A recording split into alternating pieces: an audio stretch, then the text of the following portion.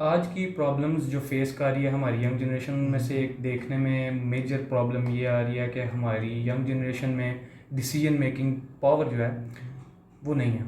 तो जिनमें है उनमें बहुत कम है, जिसकी वजह से कुछ बच्चे तो अपने अंदर के जो टैलेंट्स हैं उनको डिस्कवर ही नहीं कर पाते, और जो कर पाते हैं वो अपने उस टैलेंट को नरिश नहीं कर पाते। क्यों? वो कंफ्यूज रहते हैं। वो डिसीजन जो है, एक जो जिसको आप कहते हैं कंक्रीट डिसीजन, वो नहीं ले पाते। पुख्ता इरादे, पुख्ता डिसीजन नहीं वो ले पाते, जिसकी वजह से हमारे मुल्क के अंदर जो बच्चों के अंदर टैलेंट है, जो हमारे मुल्क का बाद में असासा बनेगा नरिश होके, वो पैदा ही नहीं हो पाता। तो इसके बारे में आपके क्या रिमार्क्स हैं? देखें, डिसीजन मेकिंग और डिसीजन मेकिंग पावर दोनों सेपरेट चीज़ें होती हैं।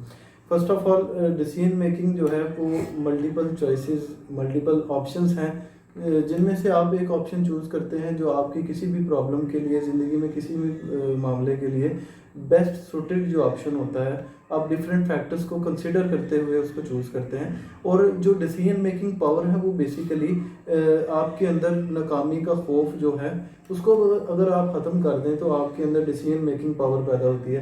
क्योंकि अगर आप अपनी ज़िंदगी में इस बात से डरते हैं कि अगर आपने कोई डिसीजन लिया तो आपको नाकामी का सामना करना पड़ेगा, तो आप कभी भी अपनी ज़िंदगी में अपने लिए अच्छा डिसीजन नहीं ले पाते। और हमारे स्पेशली एशिया में और पाकिस्तान में ये कल्चर है कि हमारे अंदर डिसीजन मेकिंग पावर जो है वो बिल्डअप ही नहीं किया जाता। हमारे बड़े ही हर चीज़ का डिसीजन लेते हैं, हाँ वो स्टडी को आप ले लें, जॉब को ले लें, ज़िंदगी में बेशुमार ऐसे मामलात होते हैं जिनमें बड़े डिसीजन लेते हैं या आपको एडवाइसेस देते हैं और आप उन एडवाइसेस पे सिंपली चल रहे होते हैं। क्योंकि हमारे अंदर इतना खौफ पैदा कर दिया जाता है कि अगर हम अपने डिसीजन खुद लेंगे तो हम नाकाम हो जाएंगे। हमारे पास ये श्योरिटी नहीं है कि अगर हमारे बड़ों ने जो डिसीजंस लिए हैं वो 100% सक्सेस की तरफ लेके जाएंगे, लेकिन फिर भी हम इस चीज़ को कंसिडर नहीं करते। हम फिर भी उनकी दी हुई एडवाइस को ही फॉलो करते हैं, उनके डिसीजन पर अमल करते हैं। नाकाम उसमें भी हो सकते हैं लेकिन हम उसको फेस कर लेते हैं, लेकिन खुद से डिसीजन लेने की हमारे अंदर एबिलिटी ही नहीं पैदा की गई होती, हमें कॉन्फिडेंस ही नहीं दिया गया होता। इसकी बेहतरीन मिसाल अगर आप थ्री इडियट्स मूवी, मोस्टली लोगों ने थ्री इडियट्स मूवी देखी हुई है, तो उसमें मैं एक चीज़ देखता हूँ कि लोग एज अ फन तो यूज़ करते हैं, लेकिन उसके अंदर जो तीन कैरेक्टर्स हैं, रैंचो, राजू और फरहान, वो अपने आप में तीन स्टोरीज हैं। अगर आप देखें कि अगर आप ज़िंदगी में कोई भी डिसीजन लेना चाहते हैं तो उसके लिए तीन चीज़ें होना बहुत ज़रूरी होती हैं। सबसे पहली चीज़, अगर आप रैंचो को देख लें तो उसमें शौक था इंजीनियर बनने का, तो अपनी ज़िंदगी में इंजीनियर बनना चाहता था। उसे ना फेम से गर्ज है, ना उसे पैसे से गर्ज है, ना वो किसी के बताए हुए मशवरे या किसी और के बताए हुए डिसीजन को फॉलो करता था, बल्कि उसके अंदर का शौक उसको मोटिवेट करता था कि उसने ज़िंदगी में कुछ बनना है और आगे बढ़ना है।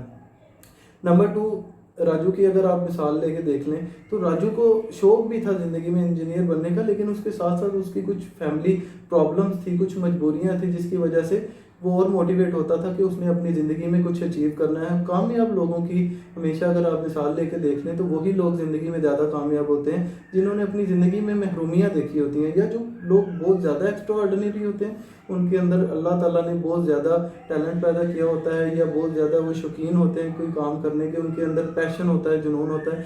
और दूसरे नंबर पे वो लोग होते हैं जिनको महरूमियाँ होती हैं ज़िंदगी में, उनको महरूमियाँ मिली होती हैं, तो वो खुद से डिसीजन लेते हैं कि वो अपनी ज़िंदगी बदलना चाहते हैं। नंबर तीन, वो एग्ज़ाम्पल हमारी सोसाइटी के ऊपर बेस्ट सूटेड आती है। और मैं अक्सर ये सोचता हूँ इस चीज़ को, तो मैं अपनी सोसाइटी को कंसिडर करता हूँ कि जो फरहान होता है, फरहान बेसिकली उसको फोटोग्राफ़र बनने का शौक़ होता है। तो उसके जो पेरेंट होते हैं वो उसको कहते हैं कि आप इंजीनियर बनो।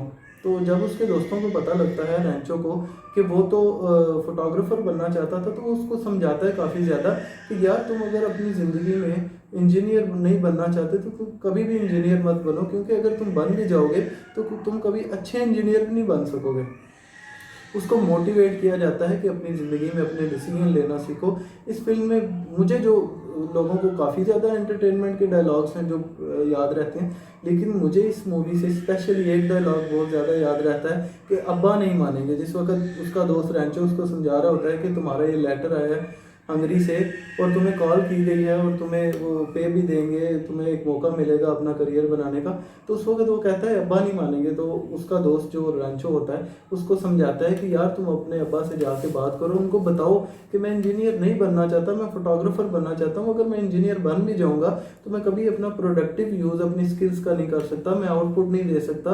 वो एक वैकेंसी तो फिल हो जाएगी, उसको जॉब तो मिल जाएगी ज़िंदगी में, इंजीनियर तो वो बन जाएगा, लेकिन वो कभी भी अच्छा इंजीनियर नहीं बन सकता। और एक जो वो फोटोग्राफर बनना चाहता था उसके अंदर वो जो स्किल थी, उसके अंदर वो जो टैलेंट था, वो टैलेंट हमेशा के लिए ख़त्म हो जाएगा। अपने अंदर इतना कॉन्फिडेंस पैदा कर ले एक इंसान कि उसने ज़िंदगी में अपने आप को पहचान के, अगर उसके अंदर टैलेंट है, बहुत से लोगों की ज़िंदगी में टैलेंट अर्ली स्टेज में डिस्कवर हो जाता है। कुछ लोगों को मिड लाइफ में जाके पता लगता है कि उनके अंदर क्या टैलेंट है। तो उनके अंदर जब टैलेंट डिस्कवर हो जाता है तो उसके ऊपर काम करना उनको चाहिए और अपना डिसीजन लेना चाहिए कि उनको ज़िंदगी में कुछ बनना है और उसी को फॉलो करना है, लोगों की एग्जाम्पल्स नहीं देखनी। जी।